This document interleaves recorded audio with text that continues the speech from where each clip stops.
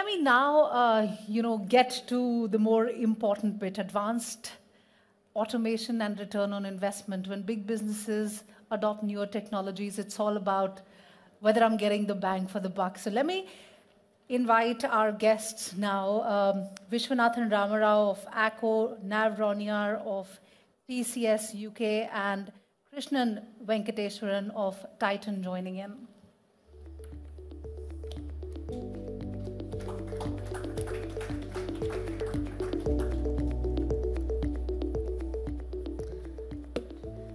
Thank you very much for joining in. Vishwanath, I'm going to begin with you. And if you can talk to us a little more about your role at the company and also examples that you can share with us on how automation projects that have increased both cost savings and revenue growth for your company at ACKO. Sure. I lead product and technology at ACKO, and that sort of covers both the digital experiences as well as sort of the servicing experiences on the back end of it. I'll take a step back and kind of answer what framework we use for some of these, right? End of the day, every business is going through two things. One, trying to make the organization or the functions within each organization that much more efficient, right? Go faster at the same quality, make that as efficient as you possibly can, as lean a machine as you possibly can. And number two, you're trying to sort of disrupt those consumer experiences positively so that your consumer product adoption is also at the next level, right? So when we look at projects, we have to look at them on both of these aspects. One is sort of the cost side of it. How do you build and manage a lean organization? And the other side is, of course, how do you create new experiences using automation and, digital automation, AI automation, whatever automation you prefer to do to create a competitive advantage. I'll give one example from our world.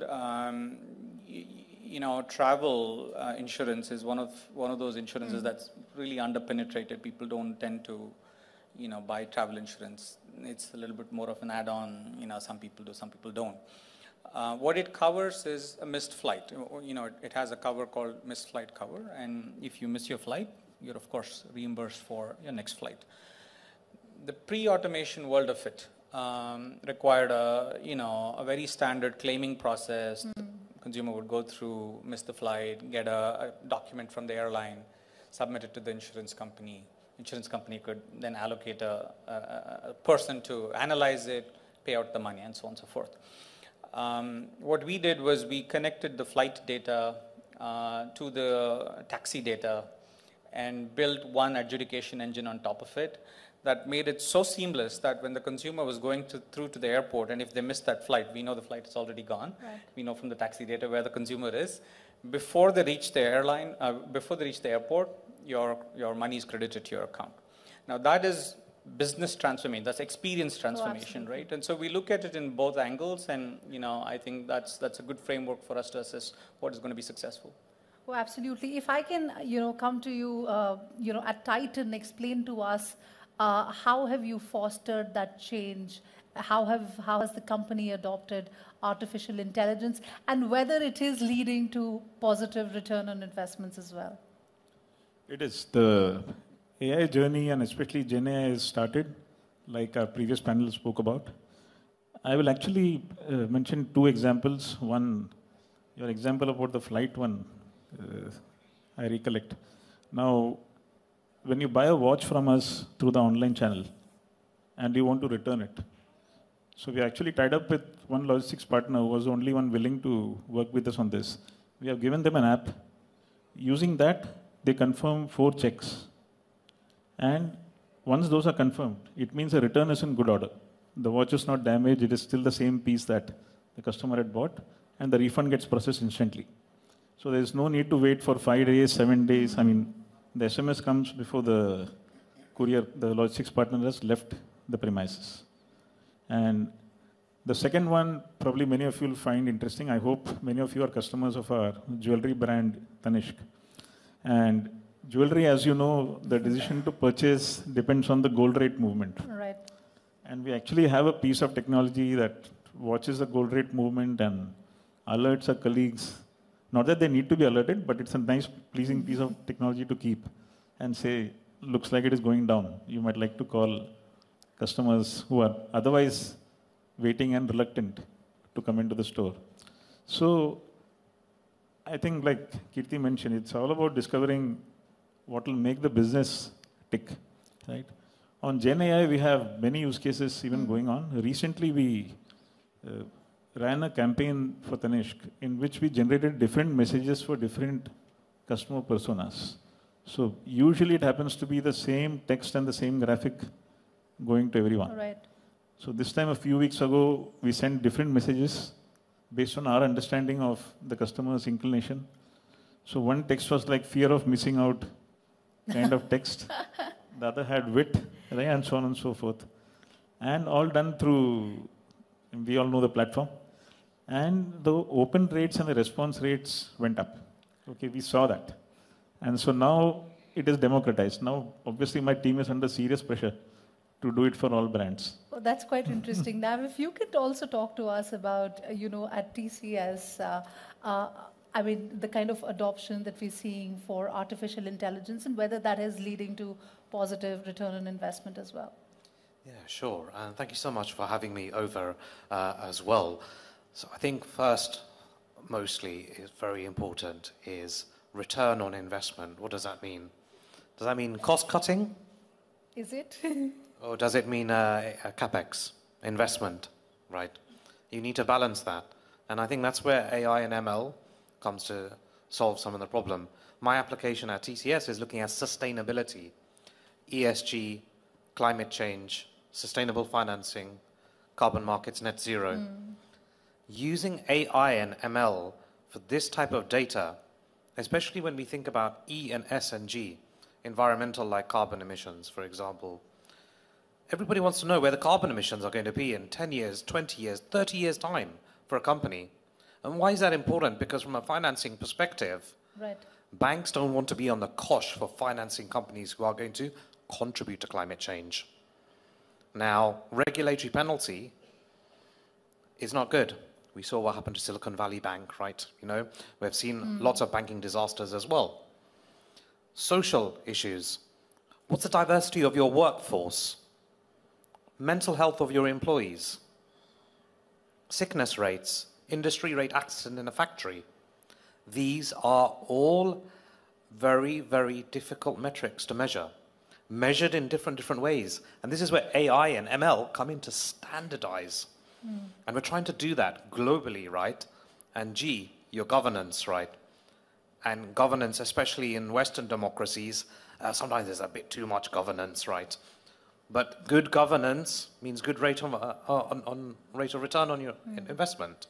Now, this is all being measured, but we need to standardize data, unstructured data. Right. Data that I think Bloomberg tries to consume as well, data that we work with IBM as well on, I think, Cloud Pak for data as well, which was one product. But putting that all together to solve the challenge of sustainability, this is huge opportunity. Right. Vishwanath, if I can, Krishnan, I'll come to you, and Vishwanath, if I can come to you first. Talk to us about the fact that most business investments are done and approved thinking about the predictions of the returns that you're going to get.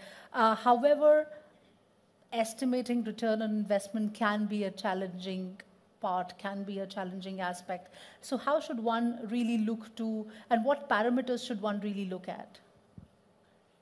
Yeah, see, I think, again, I'll go back to the sort of framework that I was using earlier. It depends on whether you're trying to make your organization that much more efficient, right? And there are good metrics of speed of doing business, how things are working, project execution speeds, bunch of things that are available to you to sort of measure how efficient you are, how lean you are as an organization in everything that you do. And then there are certain harder things, like, you're making an investment using maybe a future hypothesis of what the state of, the industry is going to be or the consumer thinking is going to be, right? And these are the harder ones. These are places where, the earlier panel had talked about experimentation, the need for early experimentation, the need for large-scale experimentation, right? A number of parallel experiments running, allowing you to sort of explore various pathways of, return on investments, right? And you want to sort of build a system, sort of a Darwinian system, that the best experiment in some sense wins, right?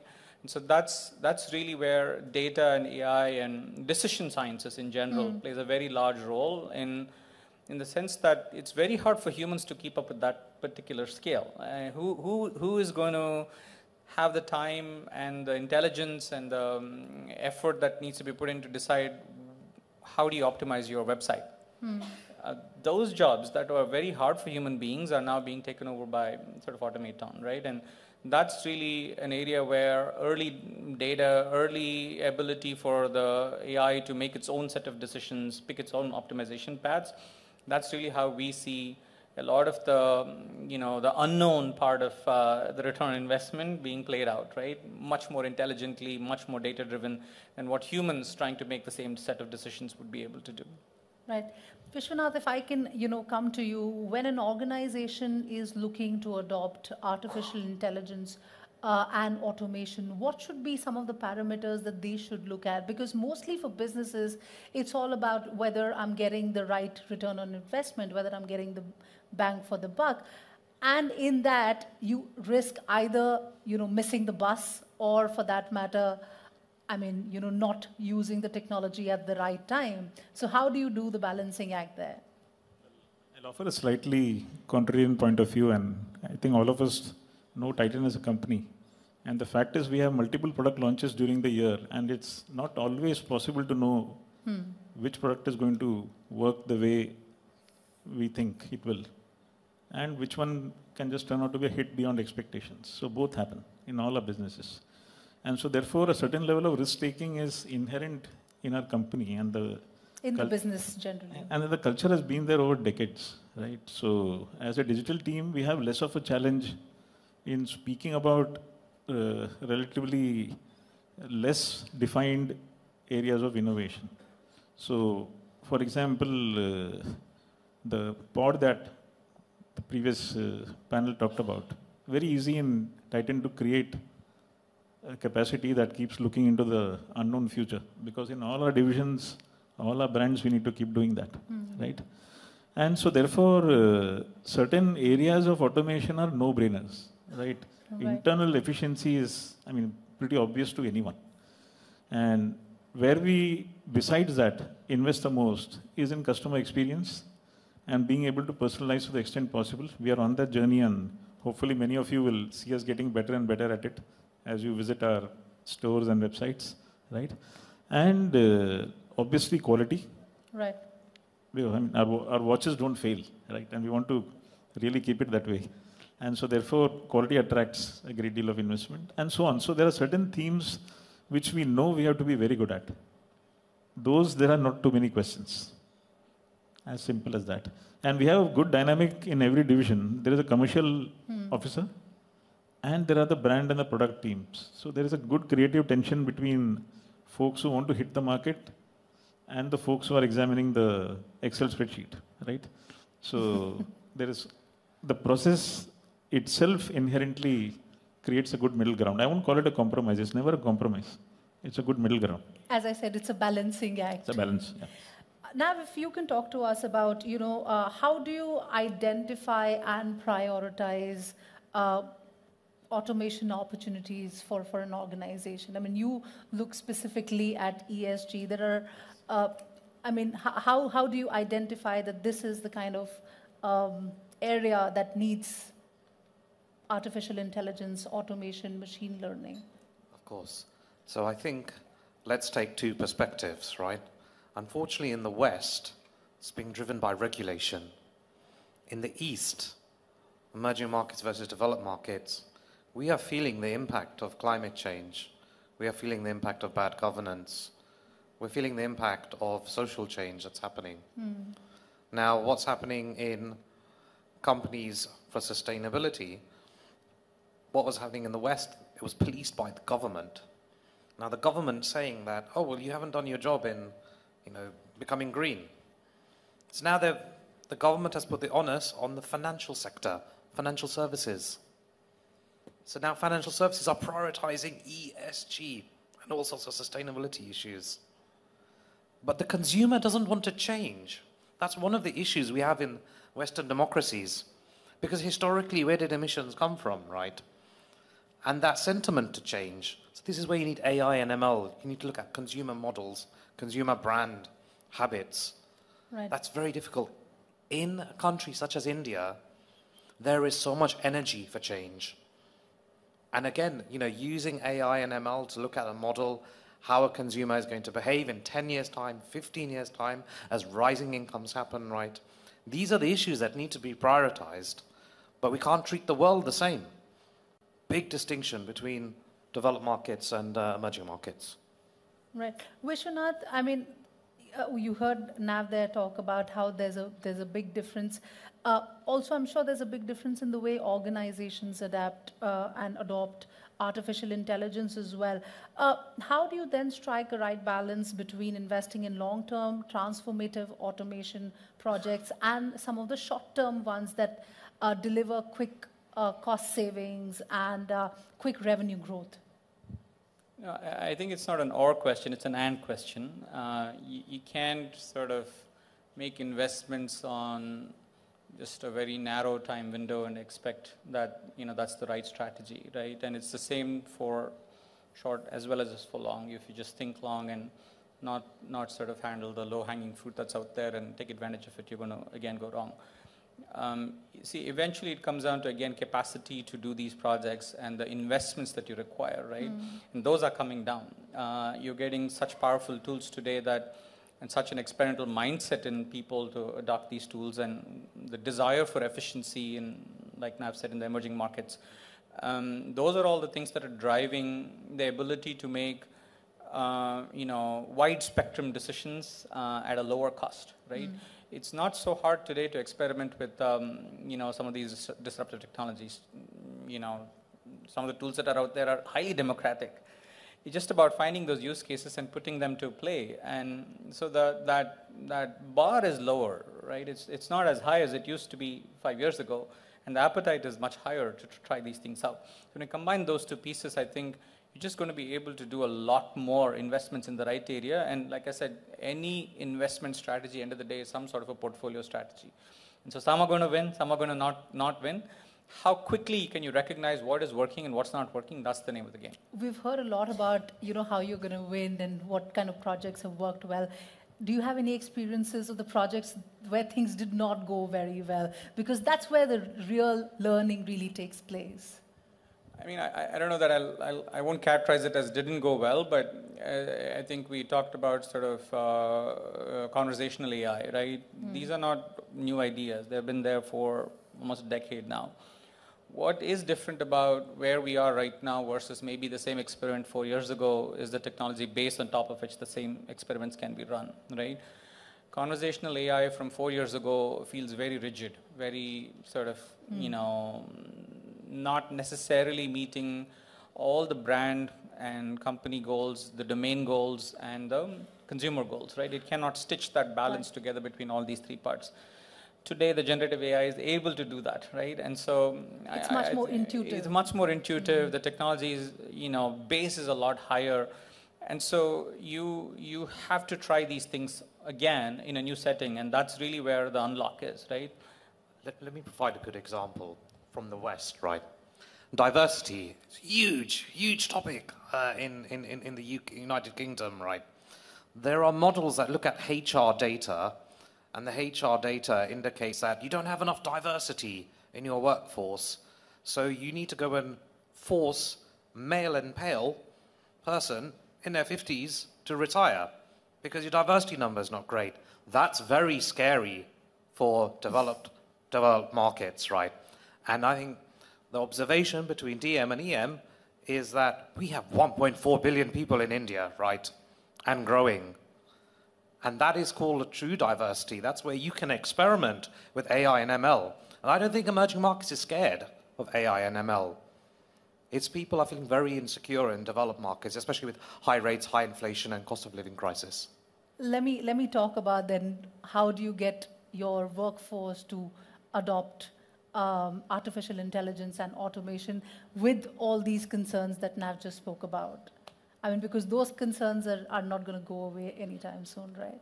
The previous panel also spoke about several concerns. So defining the perimeter very clearly. The use case scenario, as we said. Within the use case itself, right? Is there IP? Is there customer PI involved, right? There are a few things which you should ensure you are well within the line, and it may be safer to not do something if there is a risk, right? So, and now with the data protection bill coming on and the law becoming a reality very soon, the so-called freedom that we might have had, I mean, we have been very fairly disciplined as a company even otherwise, right? But now with the law and the potential of penalties, there would be many things where even the POC needs to be conducted with far more caution, right? And so therefore, privacy being on the right side of not just the law, but right behavior, right? And not losing your valuable IP to the cloud, right? I think you spoke about the model itself on the cloud learning from the company that is innovated and the second player having all that benefit, right? I'll just add something really brief. See, this is not new. Humanity has gone through this for, several cycles, right? Software, hardware, silicon, you name it. There's always some or the other disruption. Of course, AI is a much more severe disruption potentially, and we'll see how that plays out. But humanity has also been really good at adapting itself to the new things, right? And today there are jobs such as prompt engineering. There's a prompt engineer role open today that pays a reasonably good compensation.